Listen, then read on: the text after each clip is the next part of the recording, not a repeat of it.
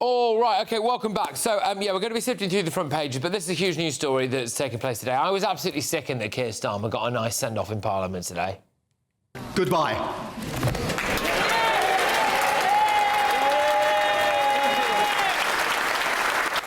Well, Labour MPs there giving him a standing ovation in his last ever PMQs. Never before has a man been less deserving of a standing ovation. He's been an awful Prime Minister, the worst man at the worst moment for Britain. How dare he say this? And after 2 years, we've stabilised the economy. We have invested heavily in our public services. We put better protections in for children, particularly on child poverty. We've strengthened our defence and we've enhanced our international reputation. I'm proud to leave this country in a better shape than I found it. Absolute BS, isn't it? The jobs market is tanking. We're paying more tax than ever before. The benefits bill is through the roof. And look at Rachel Reeves here, blubbering away as Starmer says goodbye. I mean, Starmer and Reeves ruined people's lives. Are we supposed to forget that they were content with freezing pensioners, hammering farmers, gleefully ruining the education of countless children with their spiteful, envious attack on private schools? They're plonking more illegal immigrants in rural British towns, putting everyone at risk. We could go on. And have a look at this as well. Starmer's cabinet gave him a standing ovation today. What a snivelling bunch of weasels. They all wanted him out. Most of them campaigned for Andy Burnham. Most Labour MPs even stood behind Andy Burnham for this grinning selfie when he won the by-election. And look at the absolute state of this. Can do this. Can I thank my right honourable and very dear friend for everything he's given to our party and our country. There were few who believed we could make the changes needed to bring in a Labour government after the general election of 2019 when he became leader. But today, because of his service and his leadership, children are growing up in a fairer Britain. We stand tall on the world stage, and every day we've seen his decency and his courage shine through. Oh, pass me the sick bucket, for goodness sake. That was like an Oscar-worthy performance. Bore off. Keir Starmer is not a decent man, in my view. He's not, Nina. There is no evidence of it. There is no evidence of it. I have no evidence. I've seen a lot of evidence to suggest that he's a cold, unpatriotic robot who's humiliated Britain, been knee-deep in sleaze and cronyism. He's not a cold man. He just cannot express himself and communicate his feelings. He's not autistic, Nina. He's run to be the Prime Minister. Are we just supposed to forget that he appointed a paedophile's mate to the role of US ambassador? That was a mistake, and he was badly advised. It's a bad one, isn't it? Well, it was a bad one, but as I said on the earlier show, if it had paid off, nobody would have... It doesn't... If he wasn't a paedophile's mate. Can I just say something? It doesn't matter if it paid off, because he would still be one of the world's most notorious paedophiles. I agree. I agree, but if it hadn't come out... what if it had been kept secret? Yes. Oh, my God. But that's why it's not a mistake, is it? It was a calculated gamble that didn't pay off. So that's worse than a mistake, yeah. That he actually thought, I know. A political move that he made. But that's like saying, oh, you know, if Hugh Edwards hadn't been found out to be a raging paedophile, then, you know, the news at 10 would be a bit better, wouldn't it? Like...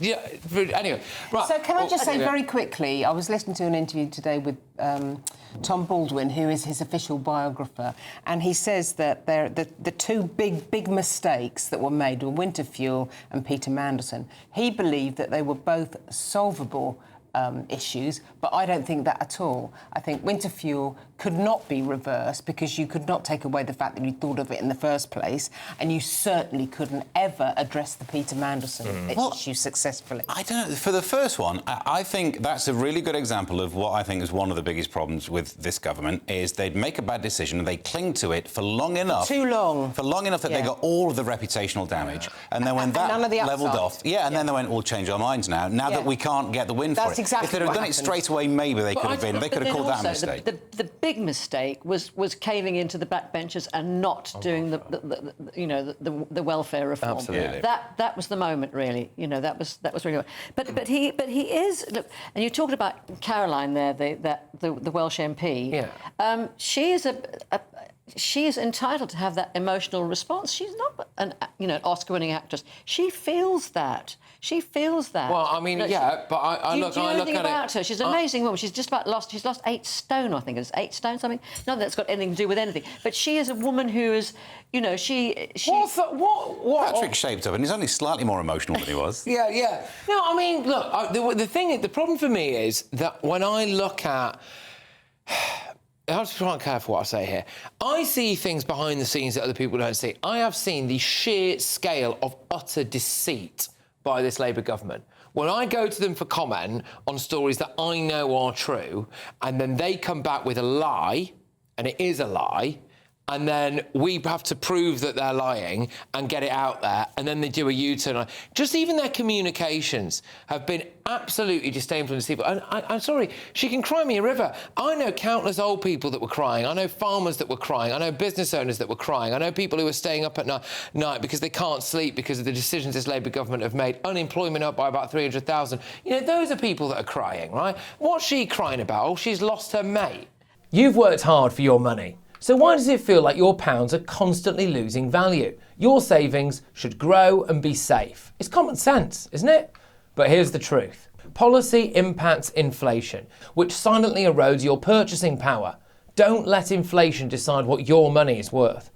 And when your money is with your bank, the bank uses it for their purposes. They lend it. They profit from it. Your money works hard for your bank, when it should be working hard for you. This is why people are seeking alternatives to traditional bank savings accounts. With a Tally Money account, your pounds are automatically converted into real physical gold held securely in your name. Not a promise, not just a number on a computer screen, real gold in a vault. And the clever bit? You still have instant access for transfers and payments. Through the Tally Money app and Tally Debit MasterCard, you can transfer funds or spend it in any currency. Gold has been trusted for thousands of years. Now, with Tally, it works more like everyday money. So if you're tired of your savings not keeping up with the cost of living and you'd rather own something real, take a look at Tally Money. To find out more and to get an exclusive GB News offer, simply scan the QR code or click the link in the description. Look, she's entitled to feel that way. She's a very loyal woman. And that's that. And there are other things. You're completely ignoring the positives of Keir Starmer. And all those things you say about the communication from the government and Aberdeen, that is not specifically Keir Starmer. That is people who are in the government. And that may or may not change with Andy Burnham there. If that's the way they operate, then that's the way they operate. And I despise that. But... Yeah, but the leader has to get a grip of it. Yes, locking people up for social media posts, creating that climate of fear. Like, those are people that were crying. There were daughters and sons crying when their mums and dads were sent to prison for an ex-post they did after they had a couple of drinks.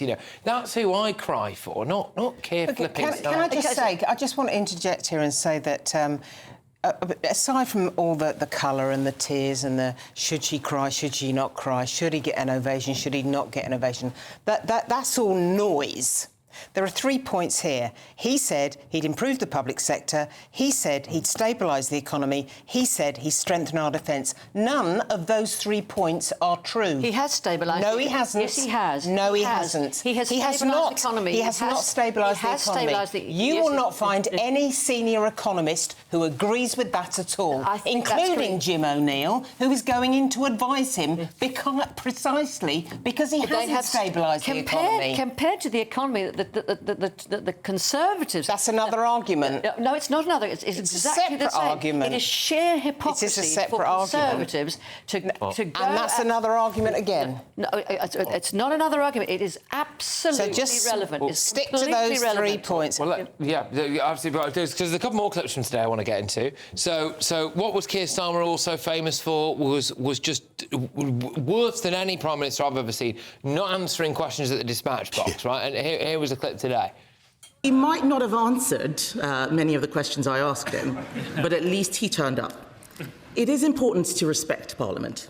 So does the Prime Minister agree with me that his successor should come to this place and answer questions rather than scurrying away for the summer? Minister, I've participated in over 60 PMQs.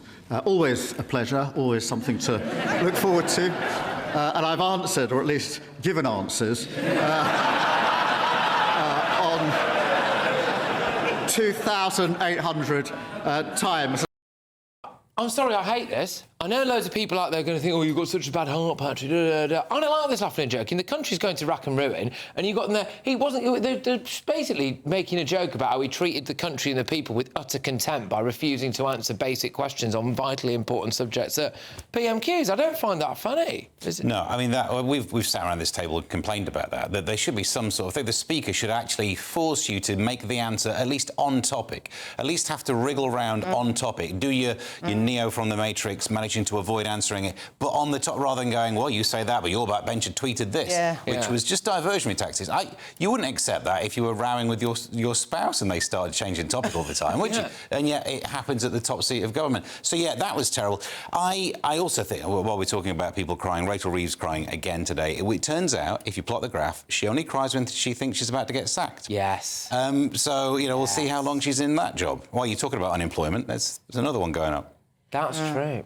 You have to give him credit for credit's due, and in terms of his international dealings with people, he has actually put himself at the heart of what is going on in the world. His support for Ukraine was outstanding. I agree with you there, but that's why I stuck to 3 topics: public sector, stabilising the economy, strengthening our defence. He has not improved the public sector. He hasn't stabilised the economy. He has stabilised. No, he has not. Compared to where the Conservatives left, he has stabilised it. And you can't get round that. You can't pretend that 14 years of Conservative misrule left Has unemployment gone up or down? Such a terrible state. It's gone up. It's gone up. I agree. Have taxes gone up or down? They've gone up. Yeah. Has the welfare bill gone up or down? It's gone up. Yeah. So it's not really stabilising the economy, is it? But the actual GDP and what is happening and inflation have actually stabilised. Are you saying that GDP has gone up? I'm not saying it's gone up. I'm saying it is stabilised. GDP has stabilised. Well. Yes. Well, look, I mean... I don't think you can talk about GDP in those terms, actually, but... Well, you put in whatever terms you like, but he has... All right. I mean, what they have done... And what about strengthening our defence? Our defence investment plan was a year overdue. We could not get a frigate to the Mediterranean. I agree, but we have got an armed forces... Hang on, I haven't finished. I haven't finished it either. You're just starting. I'm in the middle.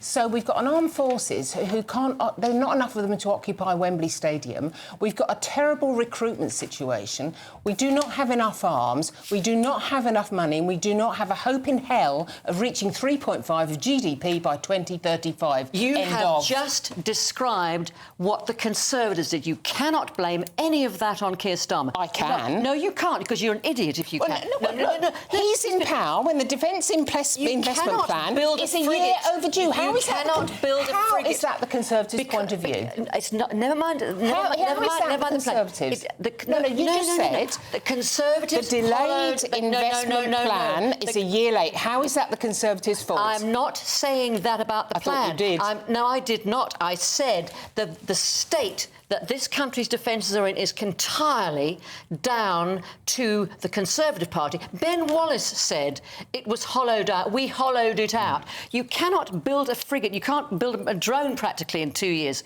in this country. We seem to have lost all of our ability. You can't build a drone in how long? Oh, come on! I'm joking about the drone. Right, well, but you cannot build an army in 2 years. You cannot build a ship in 2 years. He's going to insert himself into this. No, I mean, no, seriously, because you haven't got a leg to stand on. It's sheer brass-necked hypocrisy. Here he comes. This is why these rows go on forever, though, because you're both half right, aren't you? That it's not entirely the Conservatives' fault, but they hollowed out the armed forces. It is entirely the No, it's not entirely, It's because not 2 entirely. years later, if you've not done a massive improvement, you also have responsibility and some blame on your hands. But they've also spent more on defence than it was done for decades. But to finish my point, though, the reason why this row will go on infinitely is because you're both half right in that it is the Tories' fault, and in 2 years, if you've not done any improvement, you can't claim to have improved it. So both are right, but you will just go around the circuit forever. It'll be perfectly obvious what will happen is we'll see whether we get to 3.5% of GDP by 2035. The answer will be obvious because it will happen or it won't happen. And may I just say, you under the Conservatives reduced the spending. It went down from, was it 2.5 to 2.3? It was 2.5 when the Conservatives started and 2.3 when they finished. Right, End OK. of.